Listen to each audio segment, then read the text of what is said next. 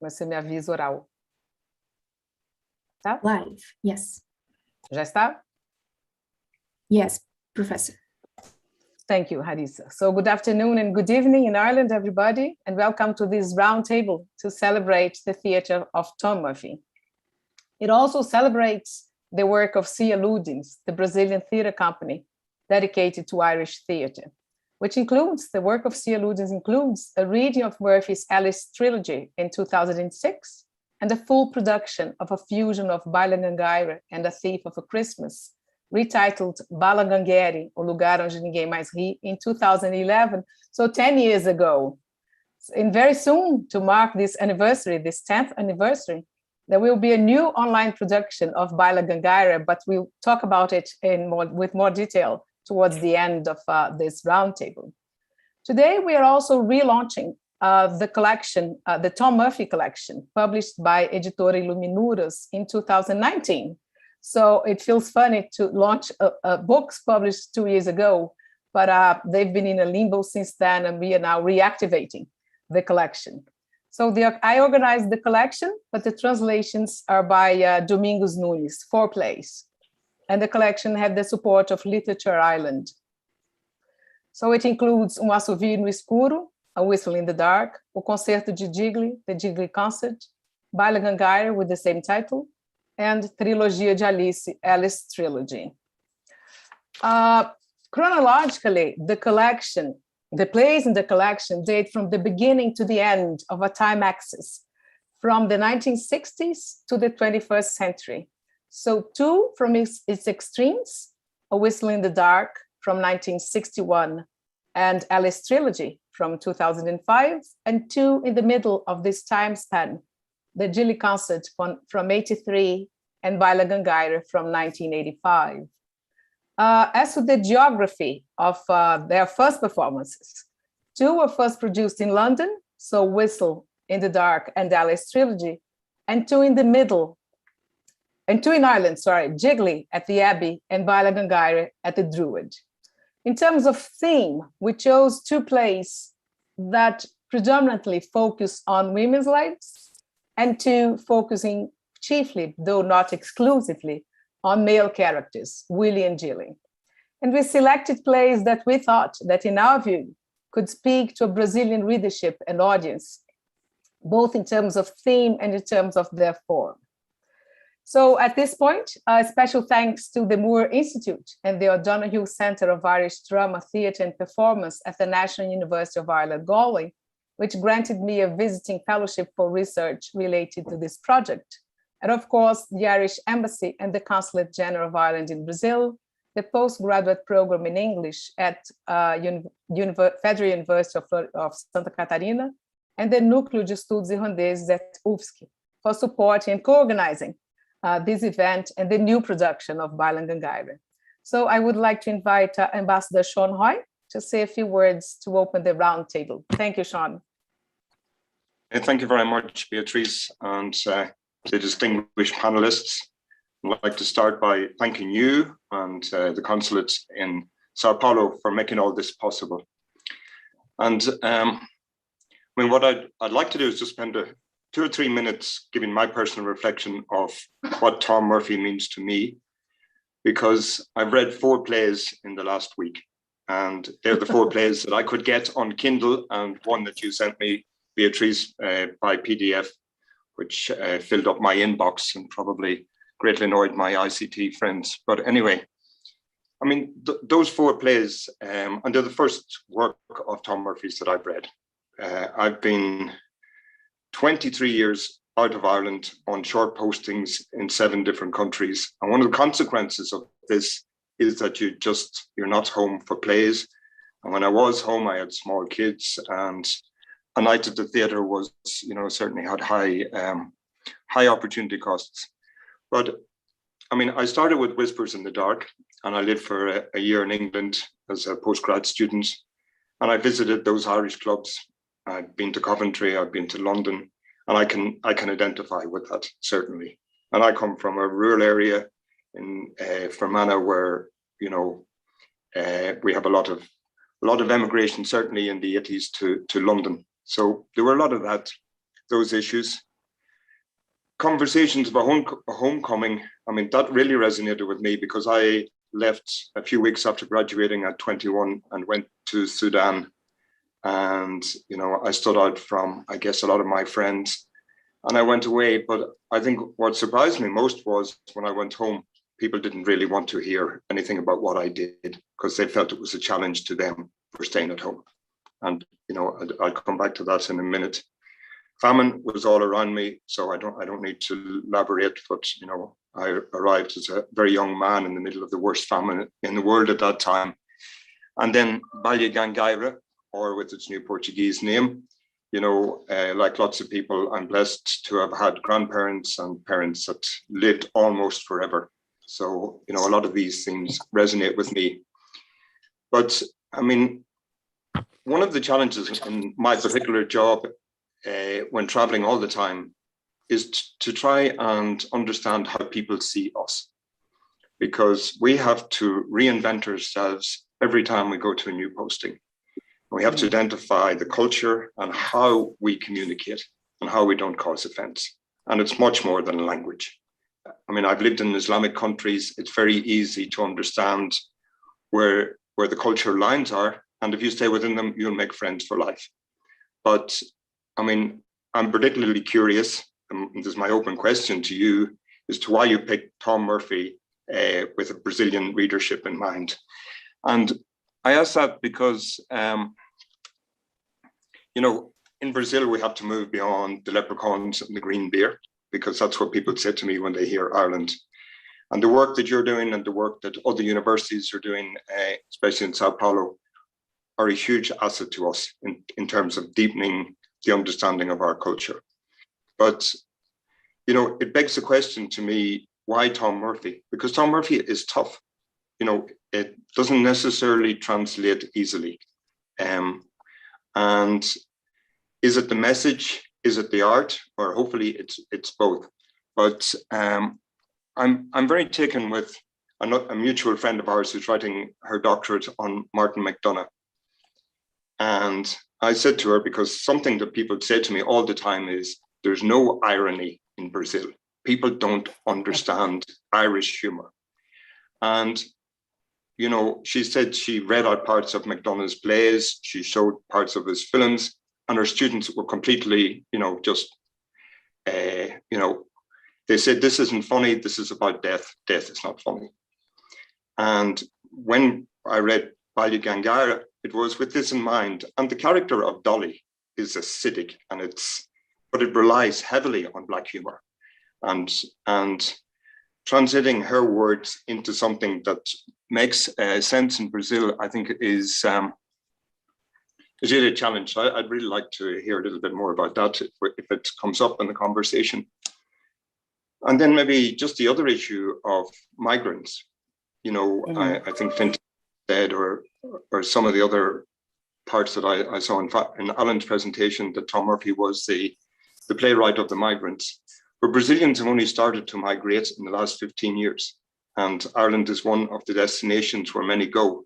And, you know, I'm saying Ireland referred more and more to the place where there's 40,000 Brazilians.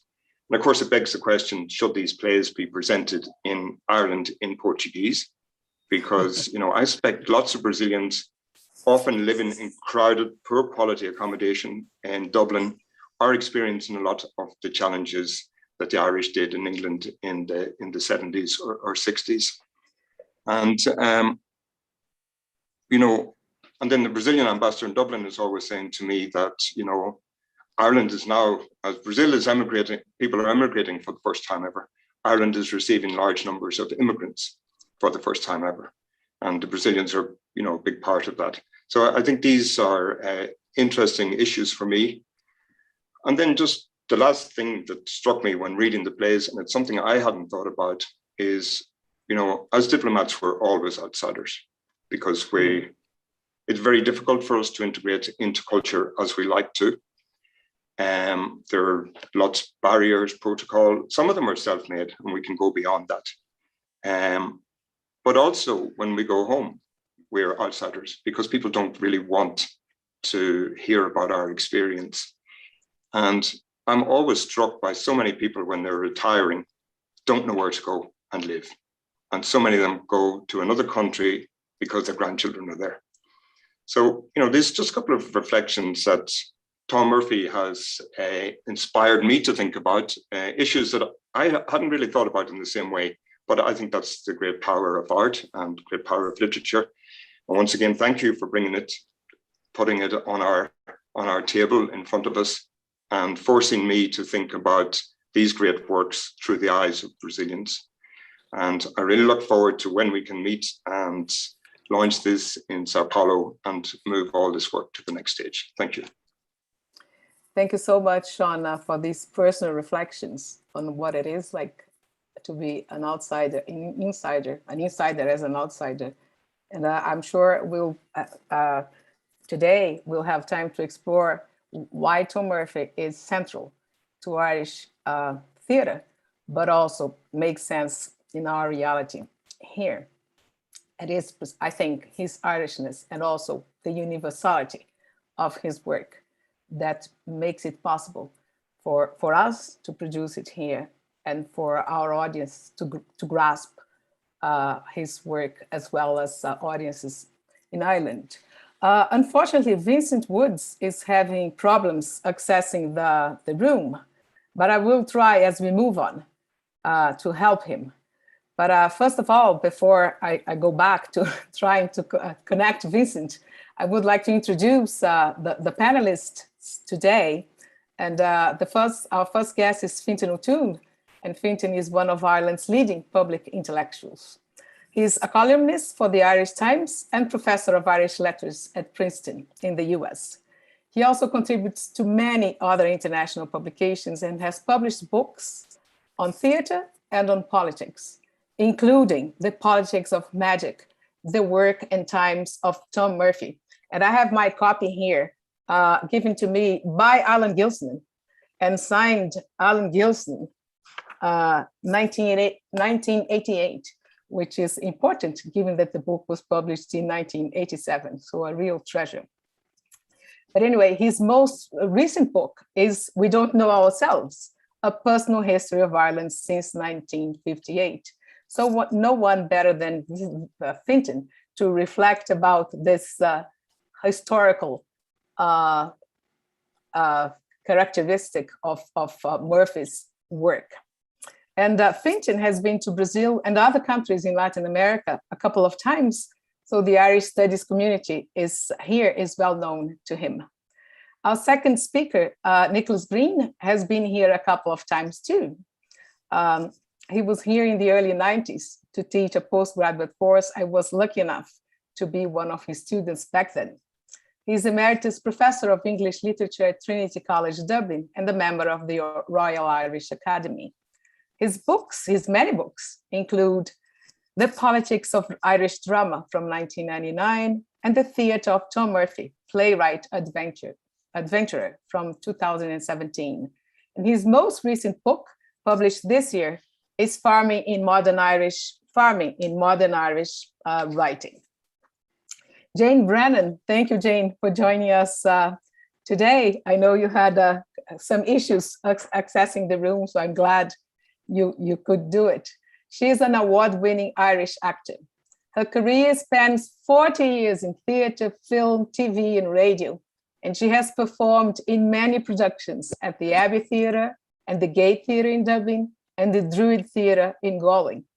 She has toured extensively, both nationally and internationally, and her many roles in plays by Irish playwrights and other playwrights include performances in plays by Tom Murphy, such as Conversation and a Homecoming, Bailegangaire, Alice Trilogy, and most recently, Brigit. And Alan Gilsenan, who has also been here a number of times. So Jane, at this point, you're thinking, I'm the only one who hasn't been to Brazil, not yet. So anyway, Alan has been here a number of times, he is an award-winning writer, filmmaker, and theater director.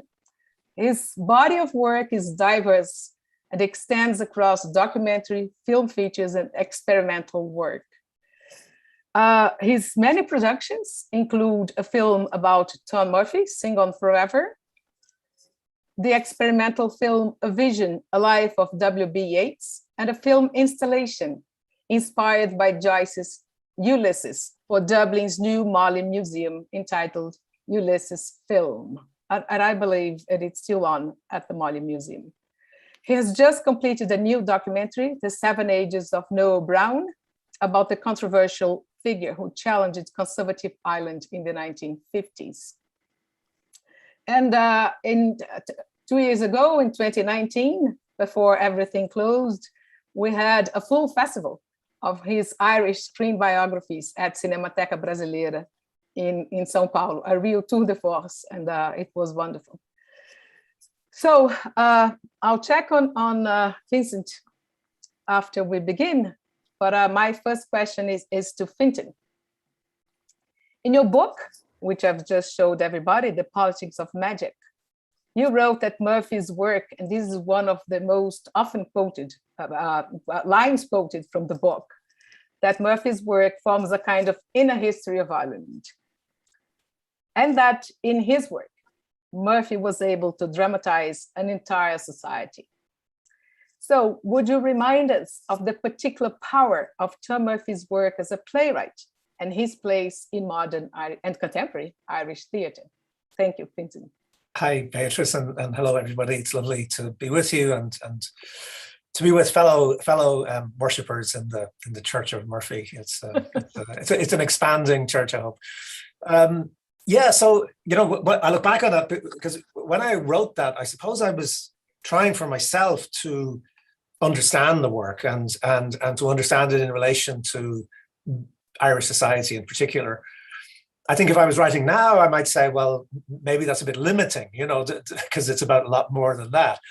But I do think it's still true that if you look at this extraordinary body of work, it explores with incredible imaginative power and psychological depth what that process of change looks like, what it's like to be in a society which is starting to come to terms with itself. So Murphy's work really almost kind of chronologically begins at the point at which Ireland is opening itself up to very radical kind of change, which is the moment that you get in that sort of very brilliant short play On the Outside, that kind of to begin as you mean to continue. That short one-act play that he wrote with Noel O'Donoghue in Tuam, 1959. That's a moment where this play is a kind of an expression of absolute rage and despair. The last line of that play with these two young men is "Come away out of here to hell." They're leaving. And the ambassador mentioned very eloquently, the degree to which, of course, this is a society which has been shaped by outward migration and by the fact that everybody's leaving. I think Tom's own experience was, that by the time he was, reaching adolescence, I think there were 10 children. They were all gone except him, and his father was gone. There was himself and his mother left. So this sense of a society which could not hold, it was falling apart. It was splitting apart in the most dramatic ways. It's very, very powerful, and so dealing with the psychological legacy of that, right, which is how do people feel about themselves? The first full-length play, to use that somewhat very limiting term, but Whistle in the Dark, which has this. I think it's a remarkable play because I think it's one of the few successful modern tragedies. It's a classical tragedy, and it's a classical tragedy both in its form, but also it deals with characters who are riven between two kinds of imperatives. One is an imperative that's traditional, in a sense, family, loyalty, tribalism, a very kind of atavistic sense of themselves on the one side, and the other, which is, the eldest son, Michael, has gone to England, is trying to lead a kind of ordinary, modern, working class industrial life, which is, of course, the life that Ireland is heading towards and wants to live. And so, right at the beginning, you have this incredible drama of tradition and modernity, and of a time at which the struggle between these two things has not been resolved and cannot be resolved. And so it starts in a way as a kind of social realism, although Whistling Dark is a lot more than that, but there is this root in social realism. But I think what's so brilliant about Murphy is that he never loses that. He always has that sense of very deep connection to what's going on in Ireland and how the society is kind of grappling with these forces of change.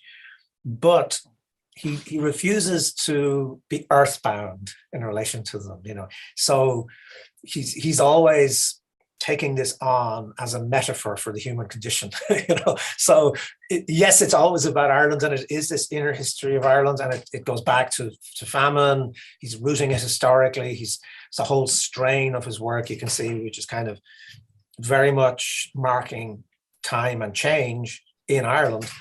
But I think what makes him so wonderful is that he's always at the same time kind of pushing this into a kind of universality about the divided self. It's actually about the fact that human beings get divided internally about who they are and what they want and what their aspirations are.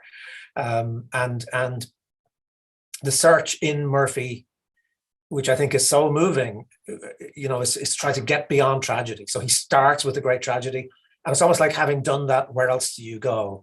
You have to transcend it somehow. You have to transcend it towards some kind of idea of the possibility of integrating again, and that's such an important story for a society which is going through all of this upheaval, to keep this idea that actually the human struggle for some kind of peace and integration remains at the heart of all of this.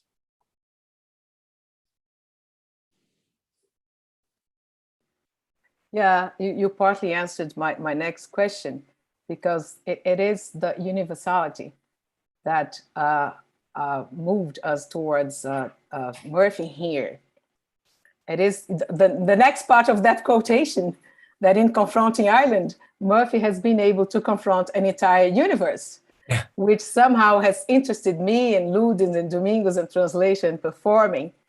So, but people often also say that his work isn't perhaps as well known internationally, not well received. So do you agree with that? Or do you think now that perhaps as Ireland too has changed, and if now there is more interest in Murphy's work internationally, considering his universality? It's a great question, and I think you're absolutely right about there is a kind of paradox, that in some ways I think of him as being, say, parallel to somebody like James Joyce, who, like Joyce, is obsessively mapping a very particular Irish society, but he's doing that in order to give you a sense that actually in the particular lies the universal, And people don't seem to have too much trouble with Joyce. Maybe they do, but but Joyce is accepted as a kind of international figure, even though everything he does is about Dublin. And it is quite odd in a way that international audiences and indeed international producers have struggled a little bit about what is Murphy. How do you place him? How do you understand him? Be quite comfortable if he's kind of a social realist, that's okay. We can kind of understand that. We can do a bit of work on Irish society, and we can learn a bit about this, and we can we can get away in. But of course he's refusing to be just that. His ambition is operatic. It's in a way, he's trying to sing. He's trying to create a poetic language which lifts out of the particular and the detail and the social into another kind of realm. And I think it's the scale of his ambition and the scale of his success actually oddly tends to work against him. I'm sure you've seen this, Beatriz, as well, but you often find, well, reviewers, sense that, oh, like Bailegangaire, well, it's a bit like Samuel Beckett. Well, no, it's actually not, but well, the woman in a bed and she's going, okay, just looking for something to hold on to. And he is a kind of, I think he is a kind of unique imagination. He's very unbounded. He tries things and in my view succeeds with things that just don't make any sense. A man who wants to sing like Benjamin Gigli, come on, that's not a play. Well, yes, it is. It's magnificent, the old woman going on about a laughing competition, the concepts, the basic story. I mean, you can imagine going to Netflix and saying, okay, give us your pitch, right? Well, there's a laughing competition. A what? And then there's an old woman remembering it a very, very long time later in a fragmentary way, I'm sorry, out the door. So you can't pin it down. You can't define easily what he's doing because it has this kind of quicksilver quality of extraordinary imagination. But I do think, well, I hope you're right. I think in a way, as maybe the social dimension of the Murphy stuff recedes into the past, it just becomes clearer and clearer that he's just a great playwright. He's just, he's an incredible explorer, in adventurer in Nicky's terms, of this form. He's just incredibly courageous about expanding what it is that can happen on a stage and what can happen through verbal language and how people's expression of themselves through the sounds they make can interact with each other, but also move us as audiences, I think, in ways that are, if you just kind of accept it, just accept that that's what's happening to you, that it's like going to an opera. It's like being affected at all sorts of subliminal levels by the power of what it is that he's doing. Yeah. Yesterday, we were, Owen Bennis and Rachel Fitzpatrick, the deputy consul, we were watching the rehearsals of a Bailegangaire and in Portuguese. But I think this is very much what happens on stage, even in another language. This idea of, and perhaps we could invite Nicky to join the conversation now. This idea as Tom Murphy and his plays, and Tom Murphy as an adventurer of theater, as a playwright adventurer, which is the subtitle for his book. So what do you think, Nicky, was in terms of language, of theme, of theatrical convention, or indeed in terms of working against the rural dramas of the time that best characterizes Murphy's work? Yeah, I mean, I think Fintan has said it very, very powerfully. Always a hard act to follow is our Fintan. Yeah, I mean, I think that Whistle in the Dark is a brilliantly well-made play, and he never did that again. He doesn't make it easy for theatre managements because of just the qualities that Fintan's been talking about. The way I see it is that rather than thinking about, what will go down with this actor, this director, what will take an audience in a very obvious way, he goes where the imagination takes him. And he makes it very challenging, I think, for actors, directors, and audiences. But for those who accept that challenge, there's nobody like him. Jane will have more to say about this than me, but my perception is that his plays offer actors an opportunity that very, very few other plays do. They can go to a quite different level because of those challenges, as Fintan says, operatic challenges. But it isn't obvious where those plays are going. Again and again, it's quite interesting if you look at his manuscripts, and we have a collection, is the archive, Murphy Archive is in Trinity. So one of my great pleasures when I was working on this book that you mentioned was going through the drafts, and he starts with an idea, often very far from what he finally ends up with, but quite often you'll find quite early on, he'll give detailed notes to himself about the characters, about the background and so on. But that doesn't necessarily come into the play. He doesn't necessarily give all that information in the play. He leaves that for actors to explore and for audiences to find out for themselves. He makes of the theatre itself a kind of mystery. You don't know what's going to happen.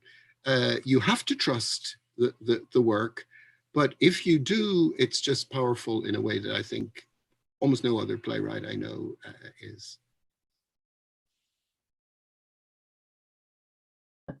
Yeah, you just mentioned Jane and the way you structured your book.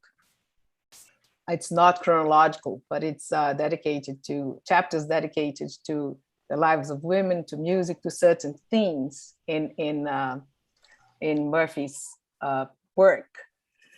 And one of the chapters, as I just said, is the lives of women. So Murphy, his portrait of strong women as a particular feature of the plays is very much present in his work. And he wrote brilliantly for and about women. So could you comment a little bit about that? Yeah, well, there was an element of compensation there. I mean, he tells this story himself about how after the first production of Whistle in the Dark, someone came up to him and said, a woman came up to him and said, Tom, you know, you don't know anything about women. And it's true that a lot of his early work is very dominated by male figures. And when he first wrote Bailegangaire, he had the notion at one point of bringing in a male character as a kind of a lover or potential lover of Mary. And then he decided against it because he wanted just to have the focus of that play entirely on the three women and the three women's lives. He said to me at one point, I think he's written about this, that he was writing the play in 1984 and he was thinking about Orwell's novel. And he said, you know, Orwell got it exactly wrong. This is 1984 and the women that I'm writing about, no one's watching their lives. Big Brother, nobody else. And I think that there was a great act for him of imagination of a male playwright going out to women's lives, but also a great act of a kind of imaginative retrieval. This is the 1980s when Ireland was very modernized relative to the 1960s that Fintan was talking about earlier, but actually in a period of depression. One of the background pieces of information in Bailegangaire is that the Japanese-owned computer plant is about to be shut down. And that was fairly regular occurrence in the 1980s. But his focus is not on that computer plant. It's on Dolly, whose husband has taken off to Britain, only comes home once a year when he beats her up. It's on the life of Mary, who is in a situation where she's the full-time carer for her grandmother, her senile grandmother, and is so frustrated and so lonely in that position. She's a very successful nurse, had a career in England, but felt the need to come home in order to try to find where home was. And that's a key theme for Murphy. Particularly important, I think, for women, so many of whom had to spend their whole lives in the domestic space. And what he explores, I think, in Bailegangaire, among many other things, is what constitutes this life that Momo has lived. She's now, we can't tell exactly how old she is because the story she tells is almost a kind of archaic one.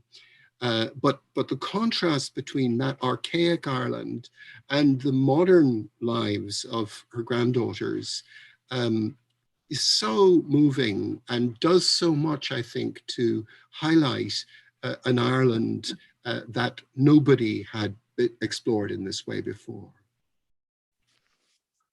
Yeah, thank you, Nikki. I hope that some of the people watching us today will be able to watch the production of the play, because all of this will perhaps make sense, make the play make more sense for audience that are not familiar with Murphy's work, and perhaps not with Ireland, although many of these things resonate for us here too.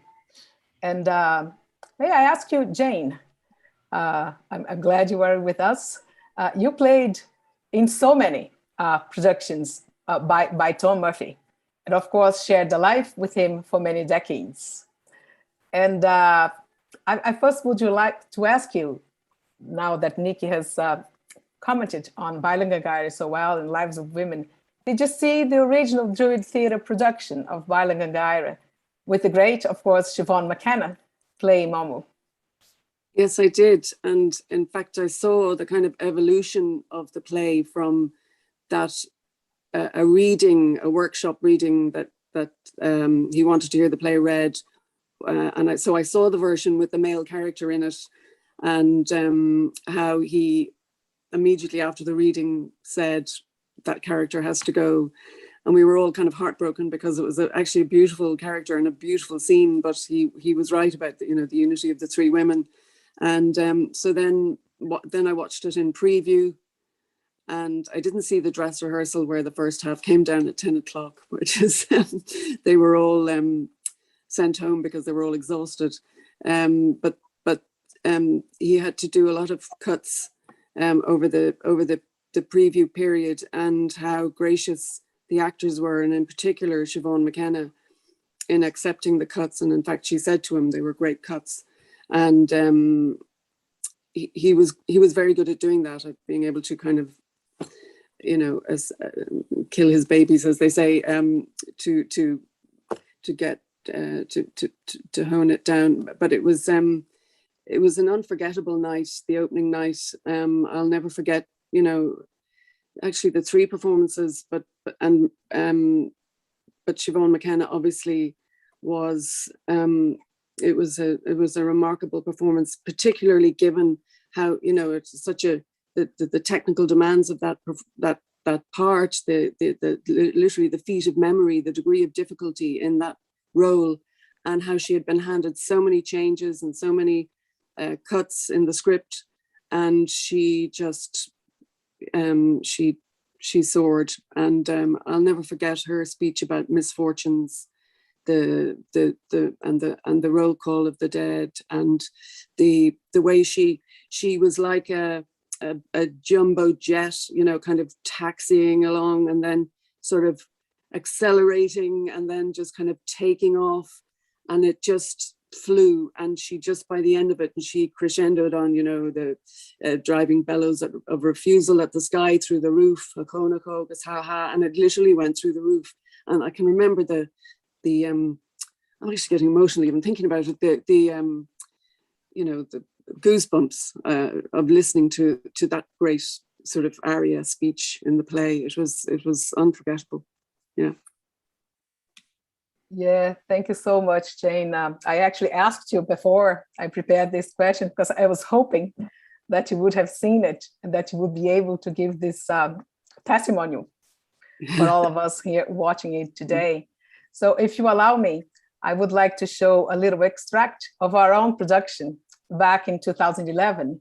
The production here was a fusion, as I said, of Bailegangaire and The Thief of a Christmas, because back then we thought that for all of these reasons, being too Irish or being too difficult, that Bailegangaire alone wouldn't resonate for Brazilian audiences. So we fused it with A Thief of a Christmas, and it worked really well, although now we think differently.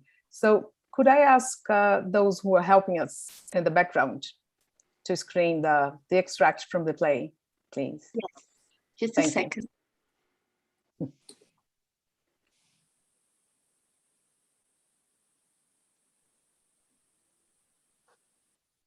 Eu vou lhes contar uma linda história essa noite.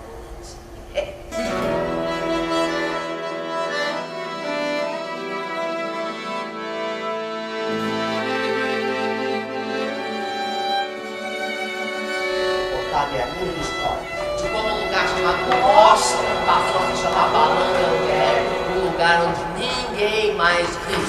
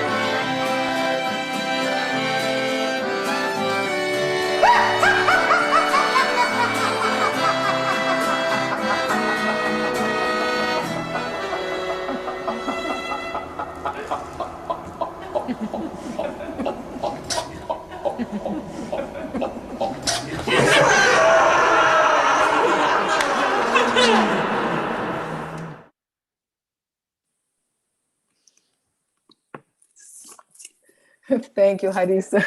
So this was our production, and for those who are watching us and who don't know, A Thief for Christmas is what happens in Momo's story in Bailegangaire. So, and there was a lot of Brazilian movement based on candomblé, in that inspiration of the director, Domingos Nunez. And that's why there is a lot of circularity and a lot of kind of trance in the performance.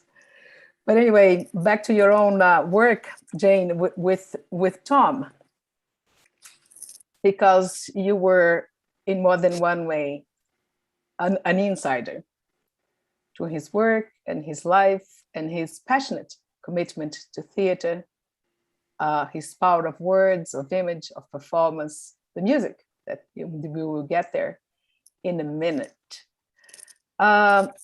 So what can you tell us about what it was like to act in his plays? And perhaps you could stretch it a little bit to Alice Trilogy, which is the last play in our collection of plays here. Well, they're extremely demanding plays to perform, but as Nikki was saying, you know, that's why actors love doing them, because they really stretch you, and you have to use the full range of your, you know, skill set, you know. He was very demanding, and, you know, almost to the point of obsession about, you know, getting the score right, and his punctuation and his rhythm. And, you know, when he read his own plays, he would tap his foot as he was reading, so he could really hear the rhythm. And if you weren't catching it in rehearsal, you know, he would make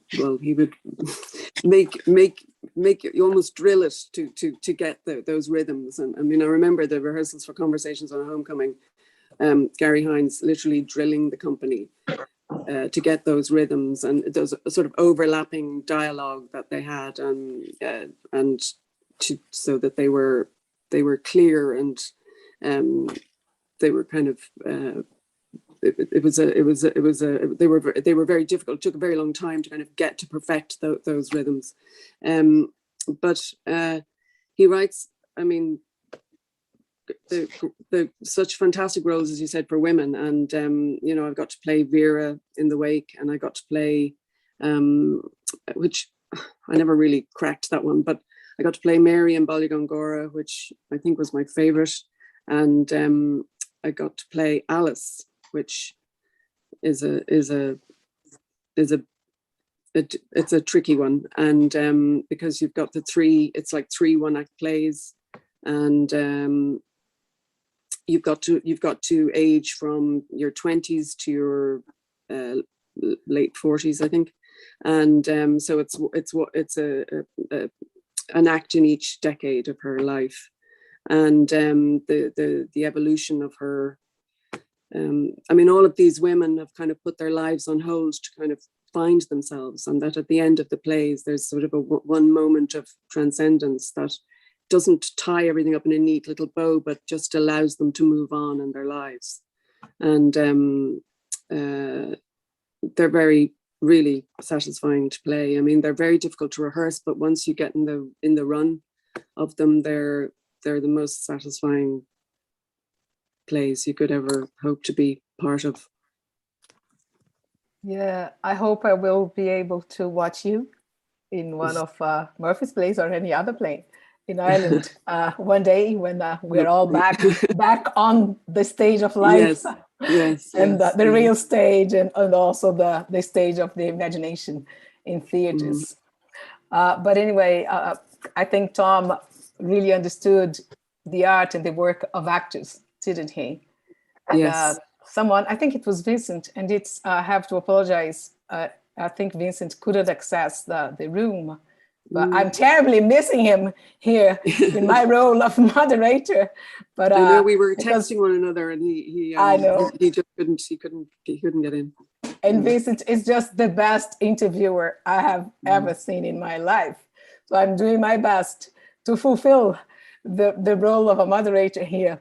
But anyway, I think it's Vincent who said he was an actor's writer.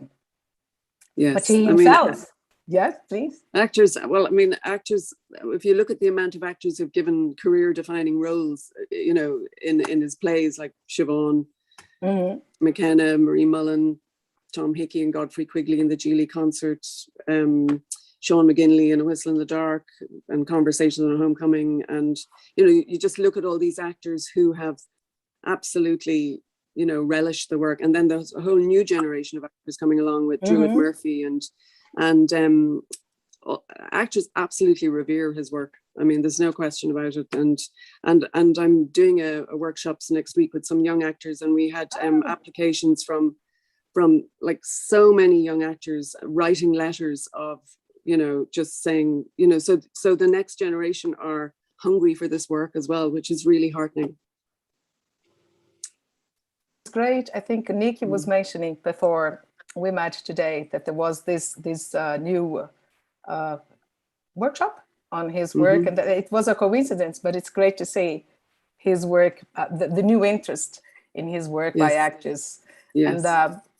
And perhaps we could bring you in now, Alan, because as a director, having explored the work of actors with Jane, I might now explore the word of directors. And Tom himself was a fine director. And you directed the first production of Tom's The Patriot Game in 1991. And also, if I'm not mistaken, On the Inside and the Outside at the Abbey. So what was it like directing plays by a writer who seemed he himself to be so precise in what he created and in what he envisaged for the stage, and who was himself a director? Yeah, well, I think, you know, for me, in a way, it was an apprenticeship. You know, I really learned so much from Tom, having originally learned a lot from Fintan's book, which I'm glad to discover where it is now. I was looking for it the other night. But I remember when Gary Hines invited me, she'd just become artistic director of the Abbey, and she invited me to do the Patriot Game there. No, in fact, it was On the Inside and On the Outside. And I'd never met Tom at that stage. And Tom has a couple of public personas, and one of them is the sort of angry Irish writer figure, which I don't think is true at all. And I remember Gary giving me a kind of serious warning about this guy, you know, that by the time I met him, I was sort of terrified, you know, well, you know, Tom, you know, and my experience of him was always of kind of gentleness. But the precision that Jane talks about, the music, which I know you're going to come to, is absolutely key. In a way, it seemed to me that in Tom's writing, actors often ask about the meaning of a line, or, you know, whereas actually I think the meaning resides in the music. That if you get the rhythm right, as Jane talked about, which is difficult and precise, everything else reveals itself. And in a way, I think that harkens back to what you were saying earlier about, I mean, Tom has had international success. I don't want to overstate it, but he probably hasn't had the international success that most of us here believe he deserves. And I think that will come. I think the plays will endure. And I think one of the reasons is that it's the precision. A lot of people have mentioned opera, operatic. It's the precision in the rhythm and the music of his language, that if it's badly sung, it doesn't soar. And I think, and the rhythms are often very Irish, so they're very hard to access unless you really, really work at it. So there are many great Irish classics, The Importance of Being Earnest, or, you know, Juno and the Paycock, or many great Irish plays. You know, even if you see the worst amateur production, you know, you can enjoy it, you can relish it, you can love it. But there's something about the finely tuned, finely wrought music of Murphy that if it's not played right, it sort of falls flat. And I think, you know, for me and for many people, and I know in theatre people are prone to hyperbole, but a lot of people would say that when they saw that first production of the Gigli Concert, or indeed the first production of Bailegangaire, that was a transformative experience. And it was for me. I mean, it was kind of mind-blowing. It was magic. It was transcendent. And I think it reinforced my belief and many people's belief in the act of theatre. And I've been to some productions of the Gigli Concert, and indeed attended one or two of them with Tom, and it didn't rise. And people would say, well, where is that brilliant play? And I think that is where his genius lies. You know, that's not a fault in the writing. It's that the writing is so sublime, that the music is so brilliant that it needs to be played perfectly for it to soar. And that's why I think one of the things I learned from Tom, I learned an awful lot from Tom, both personally and professionally, you know, was that that's where meaning lies. You know, I can remember, you know, on a slightly lighter note, I can remember being in rehearsals for one of the plays, and one of the actors asked, you know, that line, that was a difficult line, I don't quite understand what it is. And that evening with Tom over dinner, as there inevitably was at the end of rehearsals, I said to Tom, you know, that line, you know, the difficult line, what does that mean? And Tom pulls in a cigarette and thinks for a moment and says, well, Alan, you know the way it means X. And I go, brilliant, X, fantastic, I have it now. So I go in the next morning to rehearsal with Tom, and, you know, with a certain directorial pomposity, said, you know, the difficult line you were talking about, it means X. And Tom sitting behind me goes, well, no, maybe it means Y. You know, and I thought there was something beautiful in that, you know, even writers don't know where the meaning is. But that if you find the rhythm, if you find the music, the meaning, the transcendent dimensions of the play that make them so brilliant will reveal themselves. Yeah, thanks, Alan. Of course, you mentioned one of the central components in Murphy's work. It's also one of the chapters in Nikki's book.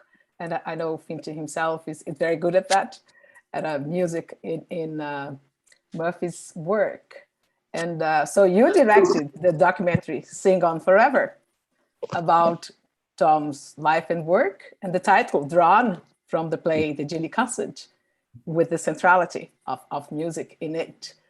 So what's your memory of Tom from making that documentary and exploring his work? In fairness to me and to Tom, we both did it under duress. We have a very good mutual friend, Tomas Hardiman, who was a neighbor, grew up next to Tom, lovely man, who was determined that the two of us would make a documentary. Neither of us were that enthusiastic, probably Tom even less than me, but in his genial way, he tolerated us. And, you know, it was made many years ago and on a relatively low budget. And sometimes I regret, you know, that maybe at a later stage, I didn't come back to that. Tom's probably delighted that he escaped that torture.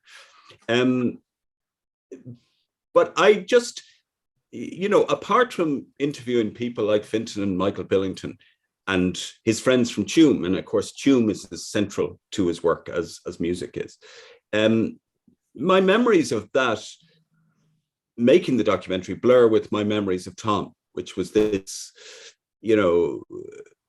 this time of fun, of friendship, of gentleness. That Tom, for all his ferocious commitment to theatre, his ferocious demanding of standards, and there was a real gentle graciousness about him. That's what I remember from making the documentary, but also from him, that there was a generosity of spirit, a gentleness, an old-fashioned kind of civility about him, which often gets overlooked.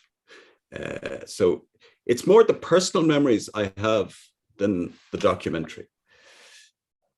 Yeah, talking about personal memories, I have a personal memory of a personal tour that you gave me of Tuam.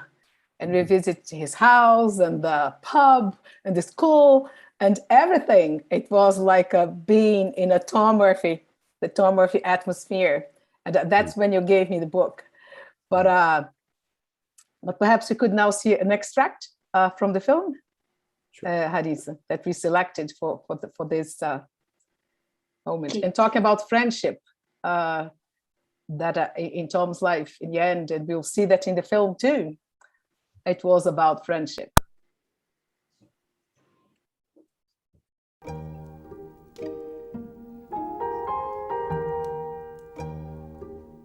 I don't set out to make a sociological, political, philosophical point. There's a situation, it's a critical one, a crisis is happening. I set a man on stage, a woman on stage, and see how they are going to confront and hopefully resolve that situation. Certainly, the intellect has to come into it. Thinking is as much part of life as eating, drinking, whatever. But my first preoccupation is to recreate the feeling of life. And that, first of all, would involve the emotional, then perhaps the spiritual, and as a poor third, the intellectual. I recall going down the Tunnadaly Road with him. There was a lot of birds singing, blackbirds in particular. And we were listening to it, saying how fascinating this was and how absolutely beautiful. And Tom said something which had an enormous impact on me, and I think on his subsequent work. He said, the bird has a song, not a statement. His greatest passion is music, aside from work and his children and, his gardening and other people in his life. But I think really what he absolutely couldn't live without is music. Murphy's great passion for music and for singing is shared by his close friends, who regularly make the pilgrimage to each and every first night. The Tuam gang, when they turn up, they bring special,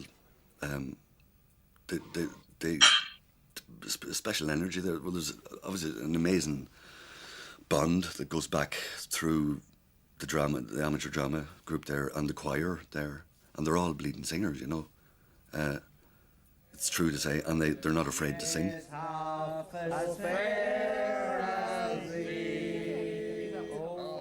This became a thing then over the following years. Anytime Tom's would have a play on, a bus from Tuam would come up, and inevitably the big sing-song would happen, and everybody was delighted to see Tom, because there's a great love for Tom and Tuam, genuine, but, and they were great nights, and that singing it's just part of our lives, and I love singing with Tom, it's a family kind of a thing, or something. All in the April evening, April airs were abroad, the sheep with their little lambs passed me by on the road. The sheep with their little lambs passed me by on the road. All in the April evening, I thought on the lamb.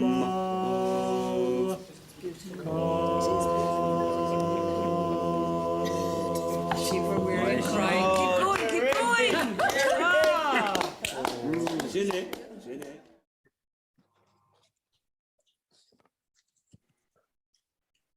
Wow, keep going, keep going. What else can I ask you, Alan, after this? Perhaps how making this film or other screen biographies have influenced your own work, your own creative self, your own imagination? Well, I think, as I say, when you make a film with somebody like Tom, you learn. I mean, that's really, you have to have a curiosity and a passion and a desire to learn. And also just, and maybe this is looking back with a little distance, it is a gesture of friendship in some ways, not all documentaries, but, that was very much central. And I think friends, as somebody mentioned there, and apologies for the delay in the link, but were very important to Tom. As Tuam was very important to Tom, and the singing that song at the end of an opening night seems to me emblematic of Tom. That he never, he once said famously, of course, that he'd met every type of character in that small town. Tuam, that Tuam was central. It was both specifically local but universal, and I think it's a mark of Tom that he never, and I think maybe this harps back to what Fintan was saying earlier, he never lost touch with his roots, with Ireland, with reality, and not what he always called the country and Western sentimentality that he abhorred, but the true gritty reality of Ireland. But that out of that, and out of that place and out of those friendships, he could soar, he could ascend to a universal kind of truth and universal magic. And that, in a way, I think is why I think the plays will endure and will continue to be discovered and redone. And that, I did ask Tom once, maybe in the documentary, I'd forgotten this. I remember asking him, why do you write? That simple question. And he said, I write for immortality. I write so there'll be something there when I'm dead.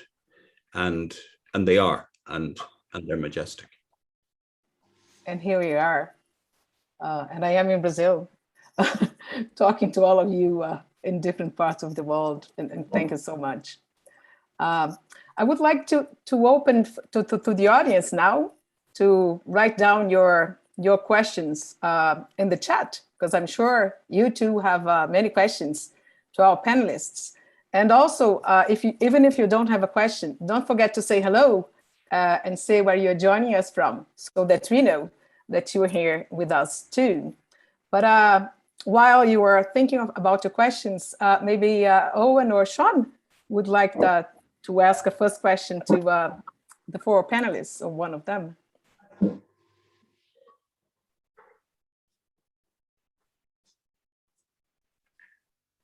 I'm happy for Owen to go ahead. I left you with a few questions at the start, Beatriz. Thanks, Ambassador, and thanks, Beatriz. And thank you to all who have participated over the last hour or so. An incredible conversation, enlightening for me as somebody who is probably being introduced to Tom Murphy in such a way for the first time in ways that maybe Sean touched on earlier on. But maybe just one question before maybe we get one from the audience. And a question sometimes that's considered maybe an easy one and maybe a simple one, but sometimes can prove difficult, I guess. And I think, we all know, I think it was about 45 years ago, I think October 75, Tom Murphy's The Sanctuary Lamp premiered at the Abbey Theatre in Dublin to quite a reaction, I believe, which saw many of those in attendance leave. And I think Tom Murphy himself commented there were 20 people shouting and leaving each evening, he says. I thought hopefully 100 people will leave. So yes, his plays definitely provoked a reaction. But I'm sure and I'm confident that none of our guests here have left a Tom Murphy play early. And with this in mind, I'm really interested to hear from each of you, maybe in a very quick sort of way, just about maybe if you have a favorite Tom Murphy play or even a standout production of one of his plays. Maybe we'll start with Fintan, maybe. Well, you know, I didn't know about Murphy. You know, when I was a student, he wasn't really being taught, or, you know, and he'd come back to Ireland, but the Sanctuary Lamp had been on, and he was just a kind of controversial figure, but I hadn't seen much of his work. And so the first production I saw was a student production in UCD, put on by Jerry Stanbridge, of course, who afterwards, you know, was an important writer and director, but wasn't at the time. He was just a student. And it was a production of The Morning After Optimism, which was Murphy's second full-length play. And it just blew me away. I mean, I just thought, I've been looking for this guy, you know. I almost felt I'd invented him, because, you know, you felt we need something in Ireland, you know, which is bold and imaginative and challenging and unbounded. And, you know, it felt like a very constricted culture in so many ways. And, you know, I never got over that in a way. It was just like, this is what I've been waiting for in a way, you know, and you know, it felt like he was talking directly to me. And I think everybody who experienced those fantastic productions felt the same. And then, you know, well, we've already talked about, I mean, Jane talked so beautifully, eloquently about that opening night with Bailegangaire, you know, is a life-changing experience, the intensity of it, you know, and you know, shortly afterwards, I'm seeing the Gigli Concert, you know, I mean, these were nights, not just best nights of your theater going life, but best nights of your life. You know, they were really life-changing experiences for people because of the intensity. And it just goes back to what Alan was saying, you know, that I remember I was a drama critic for a long time. So, you know, I had a kind of inside-outside relationship with him. I knew him, but also I had to try to be kind of objective and stand back from things and write about them. But I remember talking to him about drama criticism, you know, and he said, well, the most important question a drama critic should ask about a play is, what is at stake? I thought, you know, I've written hundreds of thousands of words, you know, and I never, just that sentence is exactly the question that needs to be asked about any artistic experience, but particularly a theatrical experience. And the thing about going to any Murphy play, whether you were a critic or just going as a member of the audience, was there was a lot at stake. You know, he envisaged theater as a dangerous art, where the actors had to put everything on the table, the director had to put everything on the table, but also the audience had to put everything on the table. You didn't know what the hell was going to happen to you emotionally if you allowed yourself to open up to this experience. And that's what makes Murphy just so wonderful. He played for very high stakes, and in a way he demanded that each of us play for those odds. You know, it's like playing poker against a really good player. Thanks, Fintan. Maybe Beatriz, for the next round table, we can use that question, what is at stake, and think of theatre and such. Maybe we could ask Nicholas for his own thoughts, maybe on his favourite production or favourite play of Tom Murphy. Well, I mean, as I think Alan said earlier, the Gigli Concert, I'd never seen a play of Murphy before that. And, you know, it was just like nothing else. The crossover, the mad Irishman who comes and wants to sing like Gigli and goes to this kind of quack psychotherapist who gets kind of involved in it. And by the end, the Irishman, that was just an episode. He takes himself off. He's cured himself.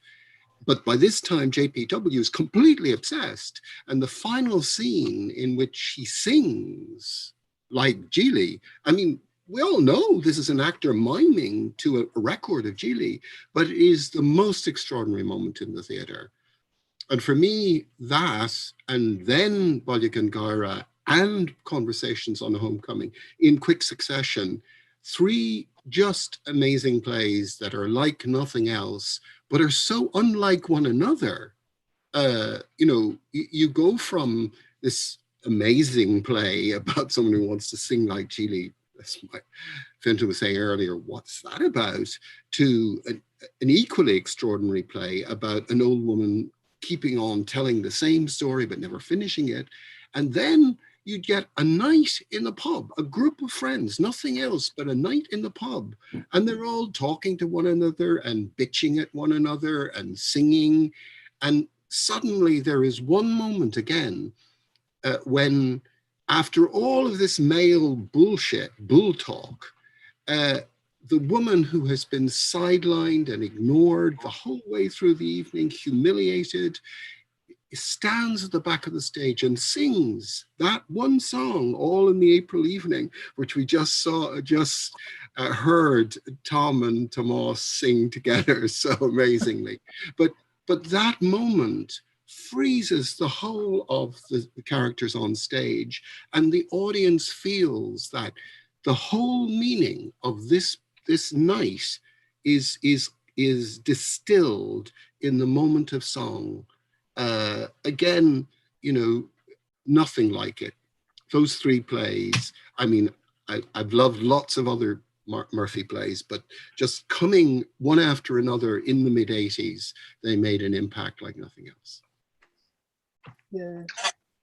Thank you, Nikki. We have one question from, or a comment, I don't know, from the audience, from Maria Rita Drummond Viana, my colleague at UFSC. I had the pleasure of seeing Tom Murphy give a talk at the Abbey on music and seeing him sing on Alan's film and the musical score of his language. I was hoping you could expand on his music. So anyone would like to explore a little bit more of Jane, perhaps? Music in Tom's life, Tom's work? Music in his plays or in his life? Well, it was a very big part of his life. He always had music playing, and he had a rather big repertoire of songs that he sang himself, and every night out would end with a singing session, and he loved singing with people like Tomas Hardiman and Katrina Crowe, and people who could harmonize with him, because that was a great. He was very admiring of that skill, but he loved he didn't particularly, like, people think he loved opera more than anything. He loved every kind of music, really. Not so much contemporary music, but his mother sang songs like that he used in the plays, like "Carry Me Back to Old Virginia" and "Swanee River" and things like that. That weren't particularly Irish songs, but it was quite an eclectic mix. And his favorite Irish singer was Dolores Kane. He loved Dolores. He just thought that her voice had such a natural, like earthy richness to it, and so as well as the great tenors and everything, he loved people like Dolores. Would you like to expand a little bit about music, Fintan? Because I know that Sure. I was not there, but I know that you spoke beautifully about that on the sad occasion of Tom's passing. Jane would have a much better idea of this, but I suspect that if he were to come back again, if there is sort of reincarnation, of course he would want to come back as a great singer, and that in a way he's very like James Joyce in that sense, actually, which is that both Joyce and Murphy were almost really, really, really good tenors. Tom had an absolutely beautiful voice. He was a wonderful singer, but he just wasn't quite good enough to be a professional singer, and of course the same thing happened to Joyce. And of course, if that's, that's in your head, like the idea of that kind of pure expression, just from me to you, just the voice coming out directly, none of this old stuff about having to write it down and have it, sell it to a theater and get it to, and actors and directors. That sort of directness of expression, I think, sort of tormented him in a way, which is that, if only his voice had been just a slight bit better, he wouldn't have had to do all this playwriting. And I think it's the same like that. So the energy of that torment goes into the creation of magnificent works of art. That sort of pain is transmuted into the pleasure that we all end up getting out of this work. But it's therefore trying to, I think in Tom's case, then trying to kind of recreate that directness ultimately. I think why he's such a great playwright for actors is precisely because he's trying to get them to a point where their communication with the audience is at its purest. It's pure sound. It's the noises they're making, and that sounds easy, but of course it's incredibly difficult because it has to be raised up to such a pitch to make that work. So there's a very, very strong relationship, I think, between Tom's sense of humanity and this musicality. They might seem like very different things. One is very aesthetic and the other is a kind of broader moral or compassionate thing. But I think what he saw and what he took from being in a small town like Tuam was that people are the noises they make. Every individual makes a different noise. And that's a sort of deeply humane perception, actually. It's about saying that the individuality of the human soul is the thing that's trying to find expression through the noises we make. And that's why his language, his theatrical language, is so different from prose. I think one of the things that makes him a great playwright is that it's not prose. It's not anything like prose. It's also not like poetry. It is its own thing. It is these people struggling for self-expression and making these noises, and that the noises, the orchestration of those noises is the evocation of the diversity of humanity and of the perhaps always failing struggle of each person within that diversity to actually express themselves, because ultimately we can't express ourselves because there's a darkness there, there's something that we don't know about ourselves that we're lacking. So the drama of these people trying to find themselves is lived out in front of us as members of the audience through the music that we're hearing. And I think that's, if you want to say why is he great, I think that's why. Thank you, Fintan. You mentioned a couple of things that I would like to explore. You mentioned his prose, joys, being tormented, and darkness. So I think I'll begin with joys, given that next year we have this macro year of commemoration of modernism, of Ulysses and all that. And think about towering figures in Irish literature and Irish drama, and Tom being one of them. So I would like to ask Nikki, where do you see Murphy's influence on the younger generation of Irish playwrights? I don't know. Are there younger Irish playwrights that are influenced by his work or not at all? Well, I was very struck by seeing an interview with Enda Walsh. I think, Fintan, you may have been around at the same time, and Walsh talking about how to all of his playwrights of his generation, Murphy was just this enormous hero. And Walsh writes very different sorts of plays in many respects, but I think you can see also this drive towards a sort of theatrical intensity of the sort that Fintan was talking about. The emotional level gets very, very high indeed in Walsh's work. And again, I think Walsh has a very strong sense of how he wants his plays to be put on. Now he only directs his own work. But I think that for younger Irish playwrights, of whom I think Walsh was being a spokesperson on that occasion, it is this completely uncompromising integrity. This is somebody who never plays to the gallery, who is always there to get the highest pitch of theatre that it's possible, and it is only available really in theatre. Again, you know, Murphy did quite a lot, adapted for television, wrote a lot for television, and so on. But he said himself, it's really the theatre that you know was his passion, and I think because it only works when it comes alive in the theatre. For all those reasons that Fintan was talking about, I think he remains a sort of beacon for contemporary Irish playwrights, as Jane was saying earlier, as he does for actors. I was going to be at that workshop next week. Thanks very much, Jane, for the invitation. And I went to the previous one, and I think that the sense that you have there that everything is at stake in getting it right is what makes him such a towering figure for contemporary Irish playwrights.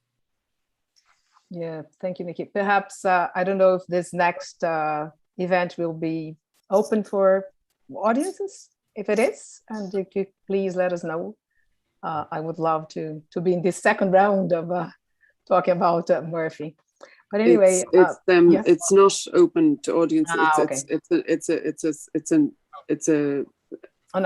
There is a showing at the end of the work of at the end of the week work of the young actors, but it's really just a week for the I see.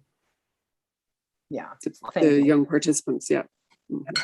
I'm admitted as a great privilege, and I take it as such, as an observer, simply because one of the things about being someone who loves theatre and who goes to a lot of theatre and writes about it is that you never get to see actors, professional actors, in rehearsal, and rightly so, because the rehearsal space is a space of danger where actors have to be allowed to make mistakes at times, to be corrected, to do whatever they need to do, and that's got to be kept for the most part private. So, like I say, I'm very grateful for Jane for allowing me to be a fly on the wall on this occasion next week. Yeah, great. So. I'd like to go back a little bit to the film, Alan, if you don't mind. Has this film been seen like often, or has it had like a public exhibitions, and how is it received? Because it shows a very personal side of Murphy, and not just his joy, his singing, but also his dilemmas, his darker sides. Yeah, I think, I mean, it was certainly shown on national television here a couple of times, and probably not much beyond that. I think sometimes with documentary, it's about just storing up little fragments of memory to be reused at some later stage. And as I said earlier, I have had this feeling since that it was a missed opportunity, that there was probably a bigger film in him. But I think just to come back to what Nikki was saying, I think he is a colossal influence on younger generations, and I think that continues. And I think it is because of his fearlessness and his courage in facing hard truths in an extraordinarily imaginative way. They're certainly easier plays to watch. They're easier plays to aspire to write than Tom Murphy's. But I think increasingly for people who know his work, and I think even in film, and some of the younger writers we mentioned have verged into film, and there's a kind of silo a bit between film and theatre. I think people who know Tom's work, it's kind of ferocious courage in facing up to the truth of our experience. He is the bar, I think, and I think I can see that filtering into people. And actually, it's not always as Nikki mentioned, it's not always an obvious, it's not an aping of that, but it is an aspiration towards, that I think is very, very prevalent in younger generations, and brilliant to hear that it continues to be that.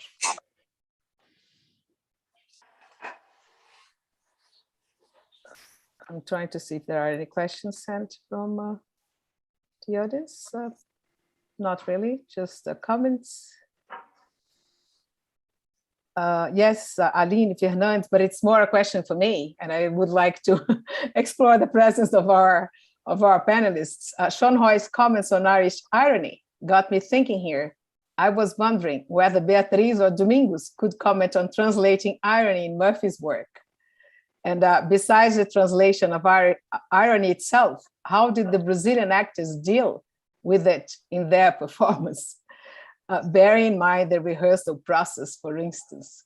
Well, this would be a question more for Domingos, who is the translator, not for me. But I think, and maybe you may join me, the panelists, I think that irony is one of the most difficult things to translate and one of the most difficult things to perform. Because irony itself is one of the most difficult things to conjure and to say and to understand. So I think very basically, it makes theater better, more interesting, and more difficult from the perspective of a performer, a translator, a producer, a director, whoever it is that is dealing with the irony. And as I said, in the first production, we had a lot of Brazilian elements in terms of stage language. And I think that probably helped to translate what words maybe what was difficult with words. But does anyone want to comment on Murphy's irony? And perhaps Jane, what it was like to perform Murphy's irony on stage? Don't really know. I never think about, am I performing irony or not? I just, it's just Tom's way and his humor, and I haven't really thought about that actually, and how that would be something that wouldn't translate or because for me the work just goes way beyond that. I mean, he said he wrote to recreate the feeling of life, and so I'm sorry I can't give you a very good answer on irony. So never mind. I was very struck, Beatriz, by seeing that little extract of your production, and I was thinking about what the ambassador said about irony, and I would see a difficulty about that. I used to find, even working in England, that certain kinds of jokes, a kind of slagging off, which is so common in Ireland, just people don't know what you're on about. Certain kinds of way of saying things are immediately pulled up. What do you mean by that? But it did seem to me, just looking at that little extract of fusing Bailegangaire with Thief of a Christmas, I have this mad dream that someday I'll see a back-to-back production of Bailegangaire and Thief of a Christmas. I just think it would be so amazing. But what I saw in just that little extract was that there's a kind of carnival dimension there that you get in Thief of a Christmas, and the kind of fusing, as I saw it, of Momo recalling this and it going on around her gives it a sort of theatrical impact, which I think would suit a different sort of audience. I don't know enough about Brazilian theatre or Brazilian audience to comment on it, but it did seem to me that's a way of moving the theatre away just from the concentration on language. I mean, the language of Bailegangaire is awfully hard you know, for anybody. I remember seeing it for the first time with Siobhan McKenna in the part, and Jane described so brilliantly what that first night was long. I wasn't there for the first night. I saw it when it came to the Gaiety, and I didn't get a lot of it. I didn't get a lot of the language. What was really going on? You know, it wasn't intelligible to me. But what was the power of that performance that just was mesmerizing. And I think there are probably ways in which theatrical productions can get round the minutiae, perhaps, of ironic meaning in particular places, just by the theatrical impact that the work has. And it seemed to me that that little extract suggested that your production of Bailegangaire, Come Thief of a Christmas, probably did just that. Yeah, thank you, Nikki. We were actually not inspired, but informed by the politics of Irish drama, because you mentioned there that you would like to see the two plays together. And I don't have the exact words here now, but I often quote you because that you say it would be a real tour de force. And I think it really was from Domingos' part to translate both plays and make sense of both plays as first as a text and second as a text that could be performed. I'll see if we have the full film for the production, but I'm not sure. And if we do, I'm happy to send it to you and to fulfill the desire expressed in the politics of Irish drama. We have one question from the floor from Robert Sullivan. Small note, but curious. He wrote for TV, but is it true that the church asked him to translate the Mass circa Vatican II, speaking of language as performance, and that is translation, and that his translation was not used? So I wouldn't be able to answer that. Well, it is true. It's one of the most bizarre episodes, which is that the Vatican asked him to be on a commission because this was the time when the Latin Mass was being replaced by the Mass in whatever indigenous language, and he was asked to be on the English language commission. It was a very strange thing to ask him to do, and maybe a strange thing for him to agree to do as well. But of course, I suppose, how could you turn that down? You know, the Mass, the most performed piece of theatre in history, I suppose. So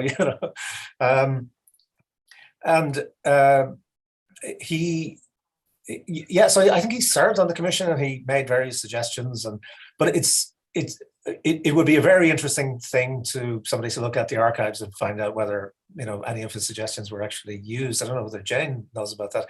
I remember him saying to me that one of the things he had suggested was that he wanted to replace the biblical phrase about dust thou art and unto dust thou will return with just remember, man, that you are dust. I think that was his phrase, which I think did get used in some form. I think there was one line that he had. Yeah, there's one line in the Mass, I think, that he wrote that they kept. Yeah, but he was on. It was the International Commission for English in the Liturgy, and he was on it for 2 years actually, which is quite a long time when you think about it. But he felt that he couldn't continue on it because he felt a bit of a hypocrite making up prayers for people that he didn't believe himself. So he left. But actually, there's quite a lot of stuff in the Trinity Archive about that, which. Myself and a friend were going to look into to see would there be anything in it for some kind of documentary or something, but there probably isn't enough really. But there is stuff there if anyone is interested. It would make a great play itself, wouldn't it? Yes, yeah. Tom Murphy rewriting the Mass. I know, yeah. That's irony. Yeah. He was asked. Some clerics were in Dublin and they went to see a play of his, and he was asked to be on this commission, and he wrote back originally to the bishop saying that he had had a pretty terrible childhood in which the Catholic Church was not a positive presence, and so on. And was he really the person to serve on this? And apparently the bishop just wrote back and said, all of us had our problems. Yeah, well, we've been talking about our first production, and I said in the beginning that the consulate and the embassy and the DFA have very generously supporting the online version of Bailegangaire, which will be on soon. So Owen, would you like to maybe talk a little bit about this partnership before we all go? Thanks, Beatriz. I've been swept away by the conversation of masses and irony and such. Really insightful. I guess, you know, as I do look to close, and I'll mention maybe in a few minutes the upcoming production of Bailegangaire. But I guess just to thank everyone here with us, to thank what has been just an incredible, magnificent panel, and thanks to Beatriz for bringing the panel together. A truly, in my view, a wonderful discussion, rich perspectives, deep insights, moving memories of Tom Murphy, both the person and the playwright. Regarded by many, and regarded by no doubt all of us here, as a master of dialogue, I think he would have been more than happy with the dialogue over the last hour or so.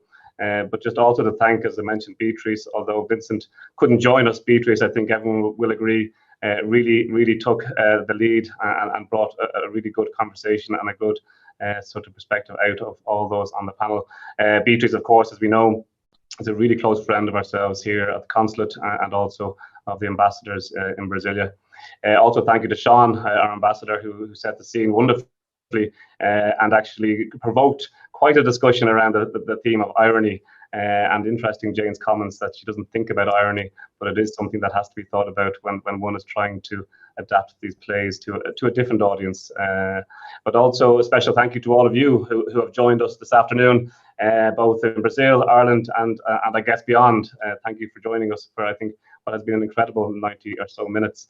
If I'm correct, and please do correct me if I'm wrong, but through the afternoon, we've heard of Murphy's early beginnings in Tuam, his move to London, a return to Dublin, his off then on relationship with the Abbey Theatre, his finding a home at the Druid Theatre, the tragedy, the transcendent, the hope, irony, rhythm, music, the X, maybe why, Vatican masses, family, friendships, his influence on future generations of young writers, and so much more.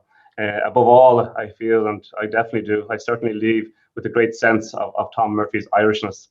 An absolute master of his trade, Tom Murphy also brought his emotions into his work. Darkness, rage, despair, charm, humour are just but a few of those emotions we encounter in his plays and which we touched upon today. In fact, and as Beatriz mentioned just yesterday, I dropped in on the rehearsals of C. Luden's productions of Bailegangaire, produced by none other than our moderator Beatriz and directed really brilliantly by Domingos Nunez, who I understand is watching here, and in partnership with ourselves here at the consulate. And I can assure you there was plenty of irony on show. As you heard also, Beatriz and Domingos have also translated the other works of Murphy, including the Alice Trilogy, the Gigli Concert and A Whistle in the Dark. Another demonstration, I feel, of what a remarkable promotion of Irish studies that Beatriz, Domingos and others bring, especially in the promotion of Irish contemporary writers here in Brazil. And I can assure you, as I sat and watched the acting and directing during yesterday's rehearsal, I was transported back to Ireland in the 1980s, to that Bailegangaire kitchen with Momo, Mary and Dolly, very much in attendance, and the many emotions Murphy brings to his work very much alive and present.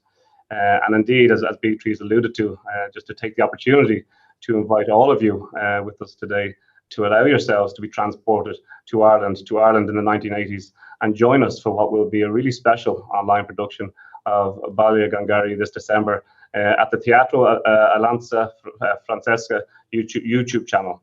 It's a special online production, and it promises to be an impressive and really enthralling production, which you can enjoy on December 10th and December 11th at 8 p.m, which is unfortunately, I think 11 p.m. in Ireland, but we have considered our Irish audience, and on December 12th, on the Sunday, you will be able to watch at 2 p.m. in Brazil, at 5 p.m. in Ireland. So I really do hope that you join us on the 12th of December. So if I may, Beatrice, and in bringing today's compelling discussion on the theatre of Tom Murphy to a close, just a final thanks again to what has been an incredible lineup. To Fintan, Nicholas, Jane, and Alan, thank you so much again for taking the time to share with us your perspectives on and the memories of Tom Murphy and his outstanding work. In such company, I'm not wholly sure. I'm pretty much absolutely sure that I'm not best placed to bring to a close what has been a captivating look at one of Ireland's greatest contemporary playwrights.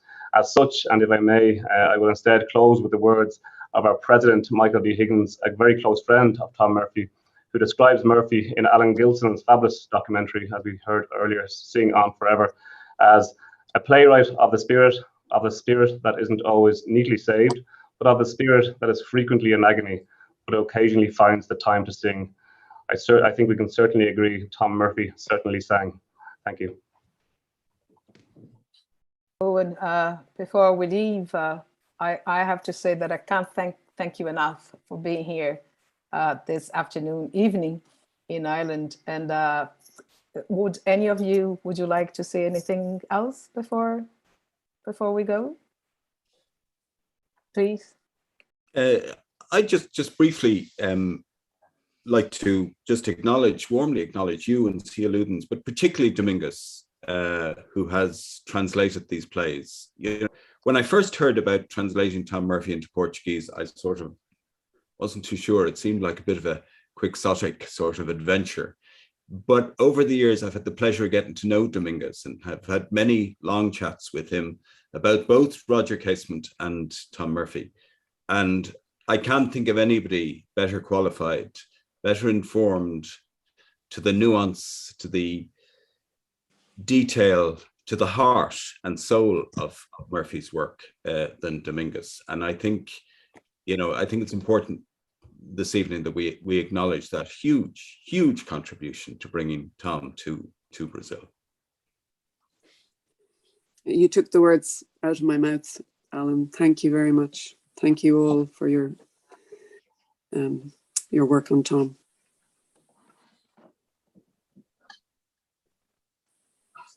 So thank you, and of course, thank you, Domingos, for your wonderful translations and your wonderful work that we all know that you do with theater. And you are all invited for the production of Bailegangaire online. Stay tuned. And we're still working on the rehearsals, but we will all be there on December 10th, 11th, and 12th. And then it will be available at the Theatre Aliança Francesa online. Thank you, Haris and Carol, the background students who work hard in the tech part of these online meetings, and nothing would happen without them. And my colleagues, Aline Fernandes and Maria Rita Viana, in the Nucleus of Irish Studies at the postgraduate program in English at the university, and the audience who have joined us today for this wonderful encounter. So I hope to see you, all of you, in the Zoom room in person before too long, and those who I see more often in person this week or next week. So thanks. Bye. Ciao.